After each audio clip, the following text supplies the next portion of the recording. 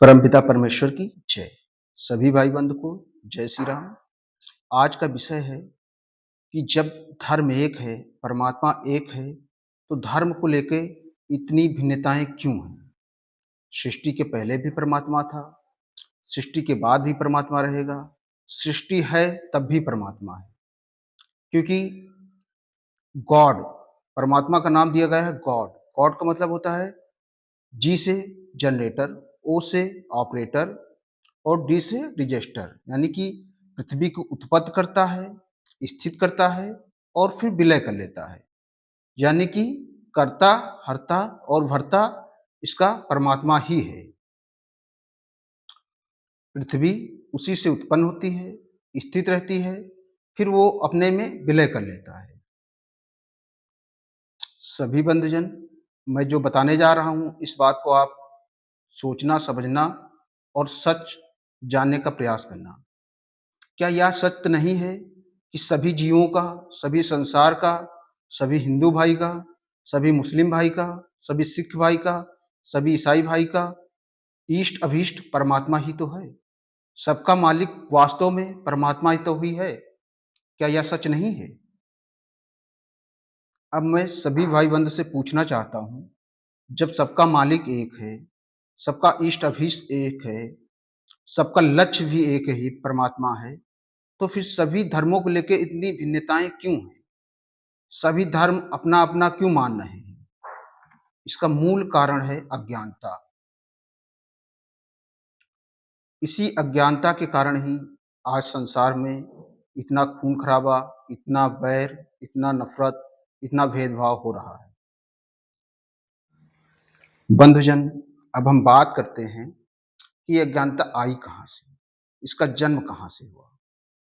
हम अपने हिंदू भाई, अपने इष्ट, अभीष्ट श्री राम जी और परमात्मा के वचनों को ना मान करके हम ये जो धर्म के ठेकेदार जी लोग हैं, जिनका उद्देश्य केवल माया और धन बल और जन बल इकट्ठा करना, हम इनके अनुसार चलने लगे।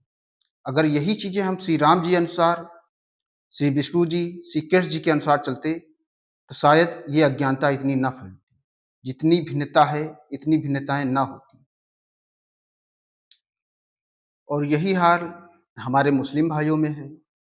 वो अपने इष्ट मोहम्मद साहब जो कि पैगंबर थे और उनके अभीष्ट अल्लाह ताला कि अल्लाह ताला के वचनों को ना मान करके, उनकी राहों पर ना चल करके, वो जो मज़हब के ठेकेदार हैं, उनके कहने में चलने लगे और कुरान का अर्थ भी गलत अपनाने लगे। और उसका नतीजा ये है कि पूरे विश्व में भेदभाव पैदा करके रख दिया है। इंसानों का जीना मुश्किल कर दिया है। इसकी मूल जड़ अज्ञानता ही है। और ठीक इसी तरीके हमारे ईसाई भाई जो कि ईसा मसीह और उनके अभीष्ट गॉड ऑफ फादर जिसको बोलते हैं, परमेश्वर के वचनों को ना मान करके वो लोग भी अपने पादरी लोगों के कहने पर चलने लगे। और हमारे सिख भाई गुरु नानक देव जी के वचनों को ना मान करके, सत्य को ना जान करके अब वो पुरोहित और पुजारी के कहने पर चलने लगे। सभी मानव समाज, हिंदू, मुस्लिम, सिख, ईसाई, सबका इष्ट अभीष्ट एक ही है, सबका मालिक एक ही है। तो फिर हम आपस में इतनी मतभेद क्यों? जबकि सच्चाई गीता, रामायण, बाइबिल, कुरान सब में लिखी हुई है और सब उस परमात्मा की तरफ संकेत करते हैं। लेकिन वही अज्ञानतावश कोई अज्ञानी पुरुष उस ग्रंथ को पढ़ता है, तो वो सच्चाई समझ नहीं पाता है और सच्चाई के विपरीत कार्य करता है और उसका परिणाम बहुत दुष्परिणाम भोगता है और पूरा जनमानस इसका खामियाजा उठाता है। हिंदू, मुस्लिम, सिख, ईसाई आपस में सब भाई-भाई। वास्तव में ये सच बात है, परंतु क्या अपने माता-पिता को, अपने परमपिता को जाने बिना हम भाई-भाई मान सकते हैं? सबका मालिक परमपिता परमेश्वर है। पहले उसको जानना चाहिए, फिर भाई-भाई वास्तव में समझ में आएगा सच्चाई कि सच में भाई-भाई हैं। लेकिन उसके पहचान के बिना ये भिन्नता एकता में बदल नहीं सकती है, जो वास्तविक सत्य है। जेह विधि होए धर्म निर्मूला, सो सब करें वेद प्रतिकूला।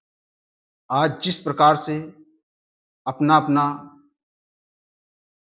मतानुसार ज्ञान बाँट रहे हैं, वास्तव में आने वाली पीढ़ियों के लिए बहुत घातक साबित होगा। आज हमारे हिंदू समाज में ही धर्म बँट गए हैं और यहाँ तक कि जात के अनुसार भगवान भी बाँट लिए गए हैं, जो कि आपस में ही एक विद्रोह को जन्म दे रहा है। समय रहते हुए इन चीज़ों का समाधान नहीं हुआ, तो इसके परिणाम बहुत घातक होंगे। रामायण में लिखा हुआ है, "एक अनीह अरूप नामा अज सच्चिदानंद परधामा"। जो सबका मालिक परमपिता परमेश्वर है, वो परमधाम का वासी है। वही कुरान में लिखा हुआ है, अल्लाह ताला बिहिश्त के बाग का वासी है, यानी कि बिहिश्त का बाग मतलब परमधाम का वासी। वहीं हमारे ईसाई भाइयों के ग्रंथ में लिखा हुआ है, गॉड पैराडाइज का वासी है, यानी कि परमधाम का वासी है।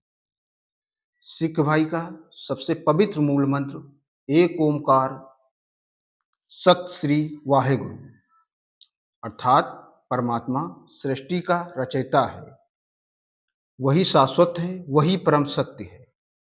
सारे धर्म ग्रंथ उस परमपिता परमेश्वर की ओर संकेत कर रहे हैं, परंतु हम लोग अपने-अपने गुरु तक सिमट के रह गए हैं और गुरुजी लोग धन का शोषण करके मान और सम्मान तक रह गए हैं। इसके अतिरिक्त कुछ नहीं। परमपिता परमेश्वर की जय।